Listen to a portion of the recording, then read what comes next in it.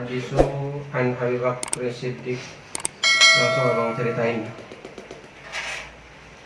Hadis yang ke-6 yaitu berasal dari Imam Abi Nasri Al-Wasiti, yang mana beliau pernah mendengar ucapan daripada Al-Imam Abu Raja Al-Aqaridi, yuhadisu an Abi Bakr Siddiq, yang mana beliau menceritakan, yaitu Imam Abu Raja menceritakan kepada Imam Abi Nasri Al-Wasiti, menceritakan daripada kisah Abu Bakar Siddiq radhiyallahu anhu. Amin. Amin.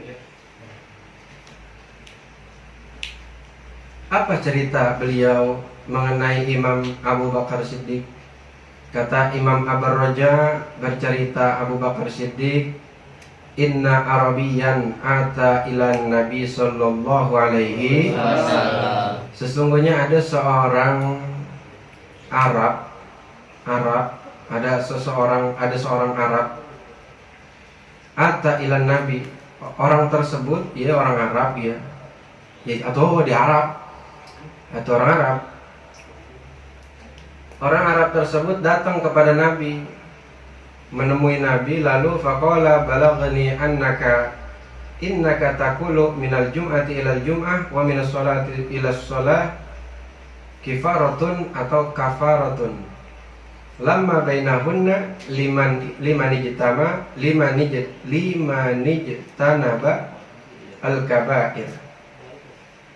Jadi kata orang Arab itu ngomong ke Nabi begini, wahai Nabi, sampaikanlah annaka, apakah yang kau sampaikan kepadaku itu sesungguhnya dari hari Jumat ke Jumat lainnya atau dari sholat ke sholat lainnya itu menjadi pelebur dosa.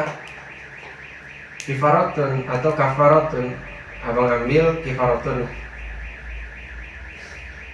menjadi pelebur dosa. Kata orang Arab tuh ngomong ke Nabi, wahai Nabi, emang benar apa yang kau sampaikan itu tentang hadis dari hari Jumat ke Jumat lainnya, dari sholat ke sholat lainnya, kayak misalkan dari subuh ke zuhur, zuhur ke asar, asar ke maghrib, terus sampai ke isya, itu menjadi pelebur dosa buat kita.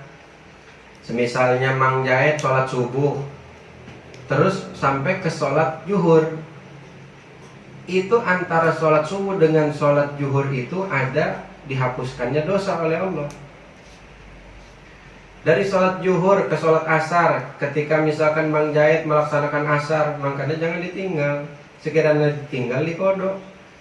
Karena antara sholat zuhur dengan asar ada penghapus dosa. Allah menghapuskan dosa kita. Kita melakukan dosa habis asar, kita sholat asar ke sholat maghrib, maka dosa kita dari asar itu dihapus oleh Allah. Jadi menjadi kifarat, menjadi pelebur dosa. Lima bainahunna lima nijtanabal kabair, bagi perkara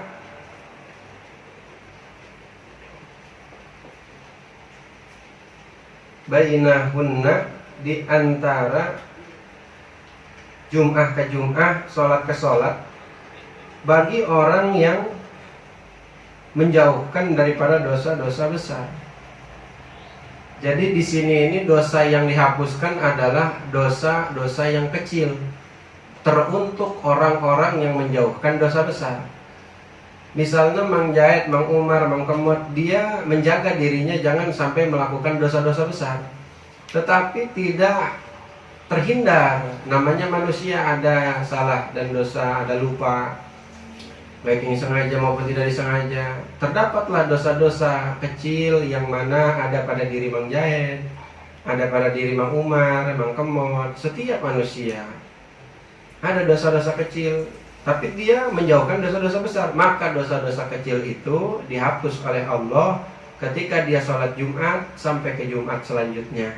Dari sholat subuh ke sholat zuhur, dari sholat yang pertama ke sholat yang selanjutnya, itu ada penghapus dosa. Jadi jangan sholat subuh doang, jangan asar doang, jangan sholat Jumat ini besok nggak sholat Jumat. Karena kalau kita sholat Jumat, misalkan besok Jumat kita sholat, Di Jumat depan kita sholat lagi, maka Sabtu, Minggu, Senin, Selasa, Rebo sampai Jumat itu kita dihapuskan dosa kita, dosa-dosa kecil kita. Qala Rasulullah, maka berkata Nabi. Jadi kan tadi ditanya sama orang Arab, emang benar yang disampaikan oleh engkau wahai Nabi tentang ini? Kata Nabi ngejawab, na'am, benar. Summa zada, kemudian Nabi menambahkan akan hadis tersebut yang mana diketahui oleh orang Arab tadi. Faqal, berkata Nabi, al-ghuslu yaumal jum'ah kifaratun wal masya ilal jum'ah kifaratun wa kullu qaddamin minha ka'amalin isrina sanatan. Sampai situ dulu. Jadi Nabi menambahkan akan hadis yang diketahui oleh orang Arab tadi, yang mana benar bahwasanya ada hadis tersebut berasal dari ucapan Nabi. Nabi menambahkan, ada tambahannya lagi wahai orang Arab, atau hei laki-laki misalkan. Kata Nabi, mandi pada hari Jumat itu menjadi pelebur dosa. Makanya lepek kalau sholat Jumat mandi dulu. Ya, Fadil mau sholat Jumat mandi dulu, sholat Jumat mandi dulu. Diniatin, ya Allah saya niat sholat, ya Allah saya niat mandi Jumat karena Ta'ala. Diniatin, kalau nggak diniatin nggak dapat pahala. Diniatin. Kita mau sholat, mau mandi hadas aja kita niatin, kan mandi hadas sama mandi biasa sama aja, mandi juga. Cuman yang membedakan itu adalah niatnya. Jadi harus diniatin hari Jumat. Mana lagi? Wa masya ilal jum'ah kifaratun. Berjalan hari Jumat itu dihapuskan dosa-dosa kita, dosa-dosa kecil kita. Lepai mau jalan sholat Jumat ke masjid, maka dosa lepai dihapus. Fadil mau jalan sholat Jumat, entah itu sholat Jumatnya di Poncol, di Robokor, atau di perapatan sholatnya, yang penting di masjid yang melaksanakan sholat Jumat, maka ketika di perjalanan itu menuju masjid dihapus dosa-dosa kecil kita oleh Allah pas lagi di jalanan. Baik itu Fadil menggunakan motor, menggunakan mobil, digonceng sama orang, naik apapun itu yang mana menuju ke masjid, maka dihapuslah dosa-dosanya.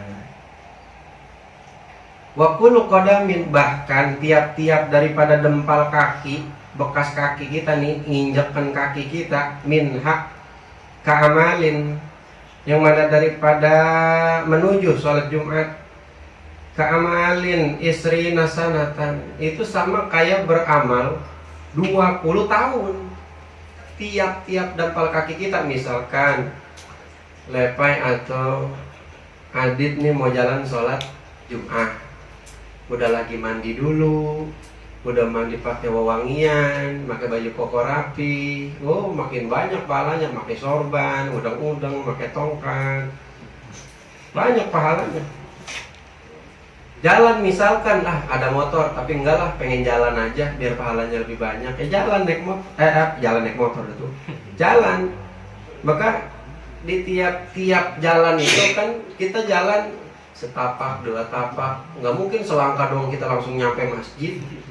Kecuali emang rumahnya di samping masjid aja nggak mungkin selangkah doang, pasti beberapa langkah. Nah, tiap-tiap langkah kaki kita itu ada pahalanya, dan pahalanya sama kayak orang yang beramal, berbuat baik selama 20 tahun. Misal kita bayangkan, kita hitung-hitunglah perkiraan. Kita sholat nih misalkan dari Kobong, dari majelis jalan ke Masjid Nurul Islam. Berapa langkah dari sini ke Masjid Nurul Islam kalau kita jalan? Misal ada perkiraan 100 langkah lah, misal dari depan rumah kita berangkat, ada 100 langkah sampai sana. Maka tiap-tiap langkah kita itu pahalanya sama kayak seperti orang melakukan kebaikan selama 20 tahun. 100 langkah dikali 20 tahun, dikalikan 20 tahun, kali 20 kali 20 tahun begitu, beda. Ya setahun ya berapa bulan, waduh. Selangkah aja udah 20 tahun selangkah.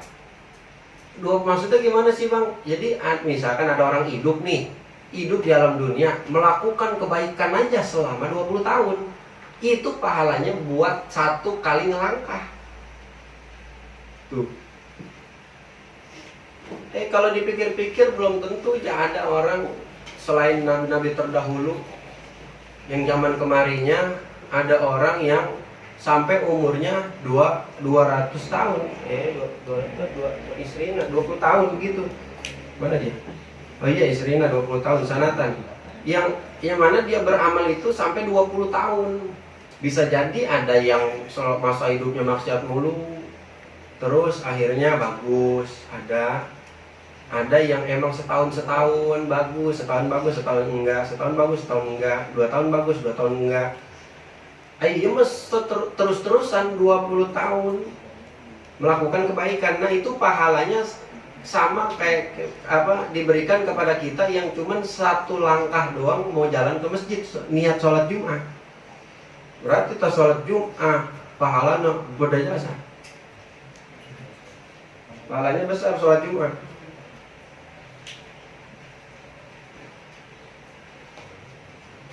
Fa idza faragha minal jum'ah. Terusan lagi nih dari hadis tadi. Bila mana selesai dari kita melaksanakan sholat Jum'ah, kata Nabi, ajiza bi amali mi'atai sanatan. Maka dibalas oleh Allah yaitu dengan seseorang melakukan kebaikan sebanyak 200 tahun. Tuh. Jadi ibaratnya tadi kita melepai jalan nih, mandi apa segala macam udah wangi, jalan ke masjid. Pas nyampe masjid kagak sholat, nggak jadi sholat. Misalkan nongkrong aja gitu di balai pecel lele atau di perapatan atau di pinggir kali atau kemana tahu. Tapi udah jalan ke masjid, udah niat pengen sholat Jum'ah, pas nyampe sono karena ada godaan temen jadi nggak jadi sholat Jum'ah misalnya. Itu udah dapat tuh pahala yang tadi. Cuma nggak dapat pahala yang selanjutnya. Yang mana kalau lepai udah melakukan sholat Jumat terus beres pulang nih, selesai nih sholat Jumat, itu ada pahala lagi, pahalanya lebih gede. Lepai udah sholat Jumat nih, ngemakmum, atau masa toto jadi khutbah, jadi imam, beres nih sholat Jumat, pulang lepai nih, pulang. Nah itu pulangnya lepai selesainya ngejalanin sholat Jumat dapat pahalanya sama kayak orang yang beramal 200 tahun. Kalau dipikir-pikir zaman sekarang orang jarang ada yang umurnya sampai 200 tahun. Berarti udah tua banget. Iya, coba dan nyai-nyai lu yang masih hidup, coba lu tanyain umurnya berapa. Ada nggak yang sampai 200 tahun sekarang? Jarang ada. Iya, yang sekarang ada tuh paling kayak 120, 130 kayaknya masih ada. Itu pun jarang banget. Tapi yang sampai 200, wah lebih jarang lagi. Itu selama 200 tahun melakukan kebaikan, beramal kebaikan. Jadi kalau selesai sholat Jumat, sama kayak mempunyai pahala orang melakukan kebaikan selama 200 tahun. 200 tahun. Oh, kalau misalkan Jumat melakukan kebaikan, Jumat sholat Jumat, Jumat depan sholat lagi, Jumat depan sholat lagi. Satu sholat pulang sholat Jumat tuh dapat 200 tahun beramalnya orang yang beramal baik. Depannya begitu lagi 400, depannya begitu lagi 600. Belum dikaliin sebelum-sebelumnya, mandinya, tiap-tiap langkahnya. Berarti udah kagak kehitung tuh pahala. Segitu gedenya pahala. Sholat Jumat doang. Kagak kerasa pahala mah nggak kelihatan. Kalau misalkan kelihatan orang pada berebut sholat Jumat, orang pada berebut ibadah.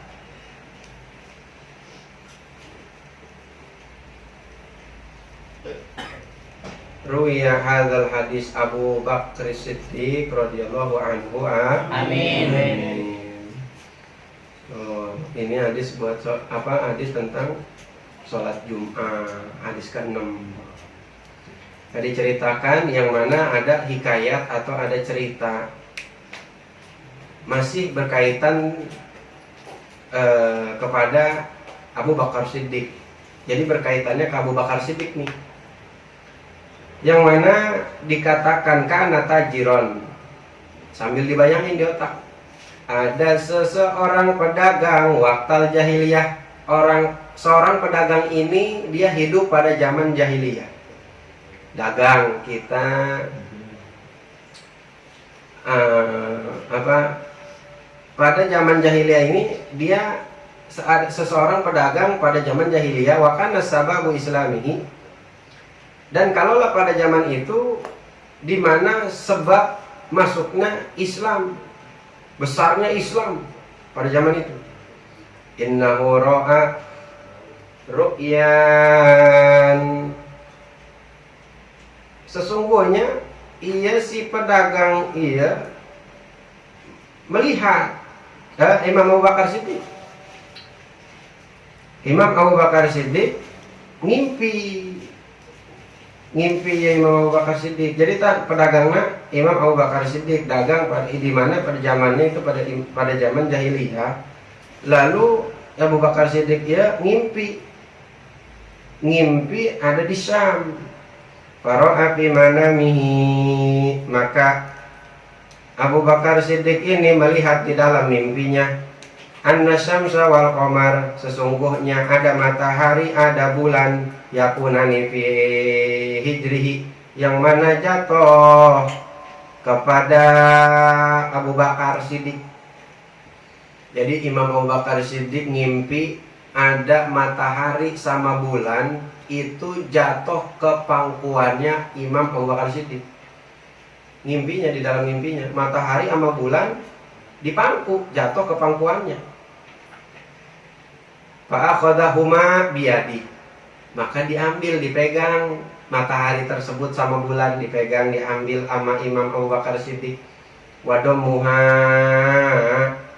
ditaruh sama Imam Abu Bakar Siddiq matahari sama bulan ila sodrihi, dipegang, dibawa ke dadanya, dipegang, ditaruh di dadanya Imam Abu Bakar Siddiq. Terus wala bisa alaihi maridaahu, digendong-gendong ama Imam Abu Bakar Siddiq, yaitu bulan dan matahari. Digendong-gendong sama Imam Abu Bakar Siddiq bulan dan mataharinya di dadanya. Pakai apa? Rida, pakai selendang atau sorban. Digendong, ibarat kayak orang bawa-bawa bayi. Ayo mah diletakin di dadanya Imam Abu Bakar Siddiq, baru digendong-gendong. Terus falamma intabahu dhahaba ila rahibin nasara. Kan beres nih ngimpi. Singkat cerita, Imam Abu Bakar Siddiq bangun dari tidurnya. Dari ngimpinya itu beliau keinget. Pas bangun dari tidurnya Imam Abu Bakar Siddiq keinget, tadi ngimpi apanya?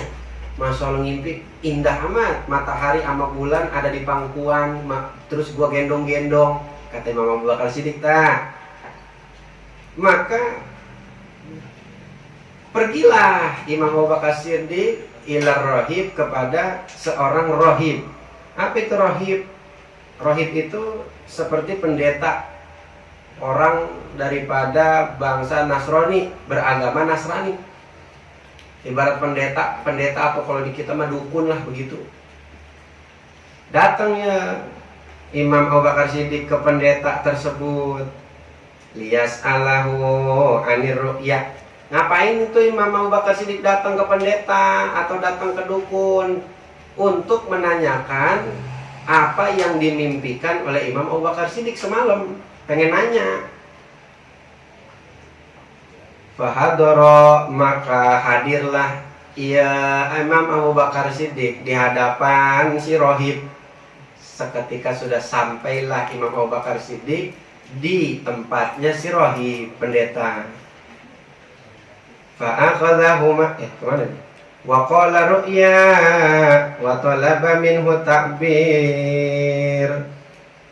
Ketika udah ketemu sama si Rohib, Imam Abu Bakar Siddiq menceritakan akan mimpinya kepada si pendeta tersebut. Wa talaba minhu ta'bir, meminta, nyari tahu supaya dikasih unjuk apa sih artinya dari mimpi saya semalam. Tuh, apa sih semalam saya ngimpi begini nih pendeta? Itu apa sih artinya mimpi saya itu semalam? Indah banget. Fakol rohib, maka berkata si pendeta rohib tersebut ngomong, man aina anta? Ditanya Imam Abu Bakar Siddiq, dari mana emang asal kamu? Siapa lu? Kata si rohib. Qala min Makkah, aku berasal dari kota Makkah. Qala min ayyi qabilah, maka nanya lagi rohib, lu dari kabilah mana emang di Mekah? Nah, kayak ibaratnya golongan mana emang, atau dari kampung mana, atau dari dari golongan apa, begitu, dari mana? Qala min qabilati Ta'im, kata Imam Abu Bakar Siddiq, saya dari kabilah Ta'im. Qal wa ma sya'nuka, ditanya lagi sama si pendeta, emang kerjaannya apa? Kamu bekerja apa? Kata si pendeta. Kata Imam Abu Bakar Siddiq, qal at-tijarah, aku berdagang kerjaanku,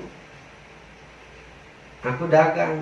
Qal, maka berkata ya si rahib, saya khruju fi zamanika rajulun hashimi, wahai Imam Abu Bakar Siddiq, akan keluar, akan hadir, akan lahir fi zamanika, pada zaman ini, pada zaman lu, rajulun, yaitu seorang laki-laki daripada kabilah Hashim, daripada Bani Hashim. Yuqalu lahu Muhammadun al-Amin.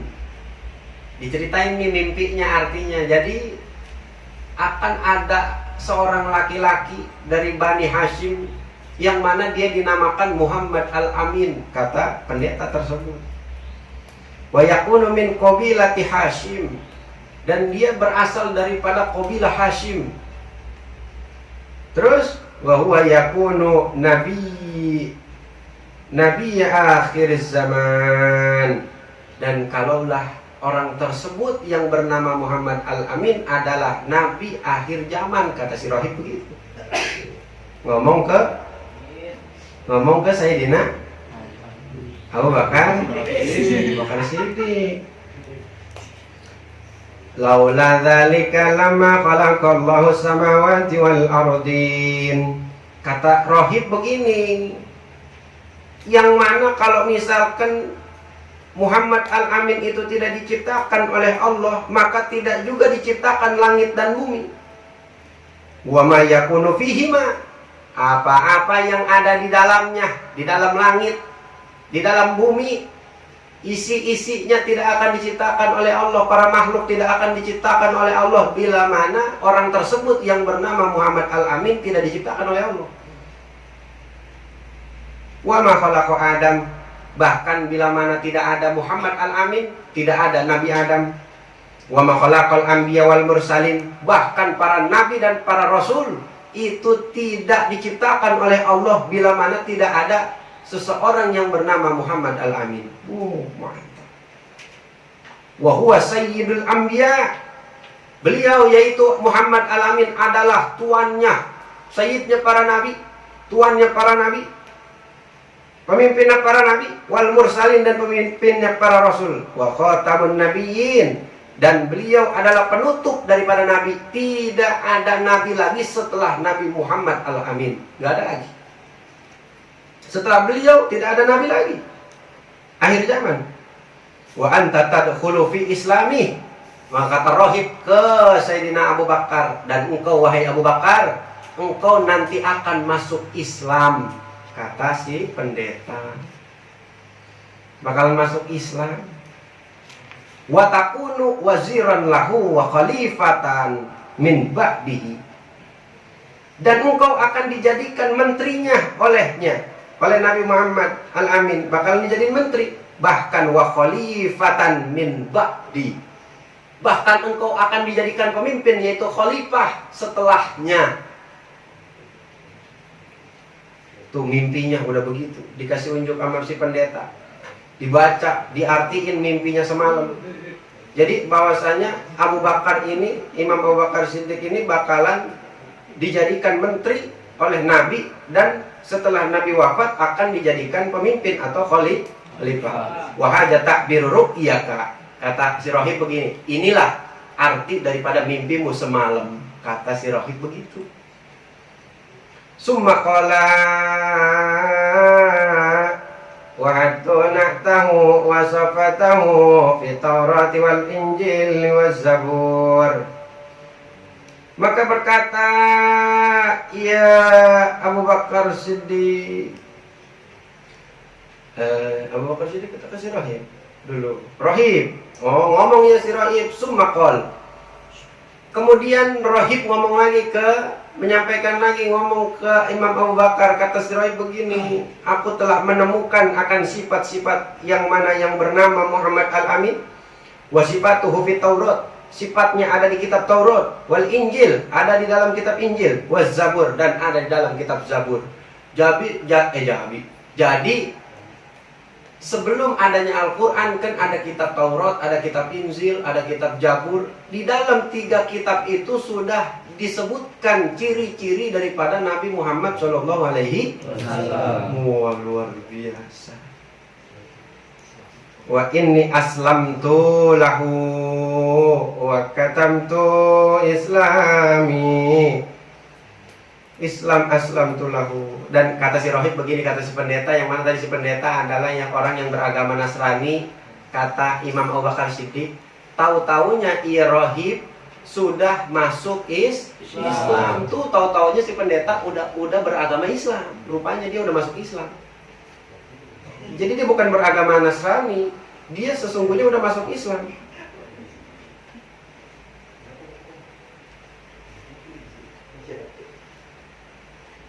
Cuman wakatam tu Islami, kata si Rohib begini, ngomong ke Sayyidina Abu Bakar Siddiq, cuma wahai Abu Bakar Siddiq, aku merahasiakan Islami akan keislamanku. Jadi keislamannya itu ketika si Rohib masuk Islam itu dirahasiain sama si Rohib, nggak ngomong-ngomong ke yang lain bahwasanya si Rohib itu sudah masuk Islam. Khaufan min nasoro, karena aku takut kepada orang-orang gede-gede, orang-orang bangsa Nasrani. Dia takut dibunuh, takut diniin kalau dia masuk Islam. Kalau misalkan orang-orang kafir itu pada tahu si pendeta ini masuk Islam, makanya dirahasiain keislamannya. Falamma sami'a Abu Bakar Siddiq radhiyallahu anhu, amin. Ketika mendengar Abu Bakar Siddiq akan ucapan daripada si Rohib tadi, akan sifat-sifat Nabi, raqqa qalbuhu washtaqqa ila ziyaratihi. Kan udah tahu nih Imam Abu Bakar akan ceritanya, akan takbir mimpinya, akan arti mimpinya, tentang sifat-sifat Nabi. Maka lemes, kata Imam Abu Bakar ketika ngedenger, qalbuhu, lemes hatinya, wastaqo, dan timbul rasa rindu, ila ziyaratihi, untuk menemui Nabi Muhammad SAW. Tuh tahu-tahu rindu, kangen, tahu-tahu ya Imam Abu Bakar Siddiq, padahal belum pernah ketemu sama Nabi, tapi oleh Allah sudah diberikan rasa cinta, rasa rindu kepada Nabi. Wa qadima ila Makkah, maka kembalilah ya Imam Abu Bakar Siddiq ke rumahnya, yaitu di Mekah. Wa talabahu, nyari ya Imam Abu Bakar Siddiq, nyari siapa? Nyari Kanjeng Nabi Muhammad sallallahu alaihi wasallam. Ketika balik ke Makkah, ya Imam Abu Bakar Siddiq nyari Kanjeng Nabi, fawajadahu, singkat cerita ketemu ya Imam Abu Bakar Siddiq kepada Kanjeng Nabi, wa kana yuhibbuhu la yasiru sa'atan min ghairi ru'yati. Ketika Imam Abu Bakar Siddiq bertemu dengan Nabi, kana yuhibbuhu. Beliau langsung cinta terhadap Nabi ketika melihat. Baru pertama kali ngelihat Nabi, Imam Abu Bakar Siddiq langsung cinta, langsung sayang. La yasbiru sa'atan min ghairi ru'yati. Serasa-rasa tidak sabar ketika melihat wajah Nabi itu, serasa nggak sabar, bawaannya pengennya ngelihat melulu. Bawaannya kan Nabi pengennya ngelihat lagi. Coba Adit ke Lepai, ketemu sama Lepai, si Lepai lagi. Muka dia lagi, bosen. Beda muka Nabi mah, ketika dilihat, kita nih nengok nih ke tempat lain, bawaannya kita pengen buru-buru nengok ke muka Nabi lagi. Tuh, saking indahnya wajah Nabi. Kita ngeliat, lelah. Ya, mukanya sedih. Ya, ngeselin komuknya. Iya. Ya, asal ini kadang-kadang gitu, lu lihat tuh, mukanya ngenges sama. Kita ngeliat muka temen, ngeliat muka ini kayaknya udah gak demen. Kanjeng Nabi mah beda. Ketika dilihat wajahnya, bawaannya kita pengen ngeliat lagi, nggak sabar pengen ngeliat lagi. Jadi kalau misalkan nih ada sahabat pulang dari rumah Nabi, misalkan pulang, itu pengen buru-buru balik lagi nemuin Nabi. Gambarannya kayak begitu. Falamma talal amru, maka ketika setelah berlangsung lamanya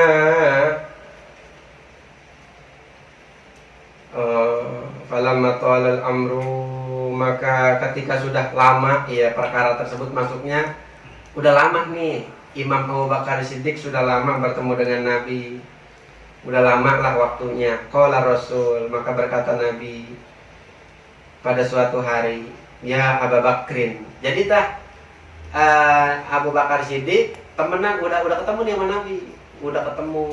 Cuman Abu Bakar Siddiq belum masuk Islam, belum. Maka ada suatu waktu, suatu hari di mana Nabi berkata kepada Abu Bakar, "Hei Abu Bakar, kullu yaumin taji'u ilayya." Kalaulah tiap hari taji'u, engkau datang kepadaku, ilayya, engkau datang kepadaku. Kata Nabi begitu. Hei Abu Bakar, hampir kalaulah setiap hari engkau menemuiku, engkau datang kepadaku, kita bercanda, kita ngobrol, kita ini segala macam. Kata Nabi begitu. Wa tajlisu ma'i, engkau duduk bersamaku. Lima la taslim, kenapa engkau belum mau masuk Islam? Kata Nabi itu ngomong ke Abu Bakar Siddiq. Jadi ketika udah temenan, Abu Bakar Siddiq belum masuk Islam belum.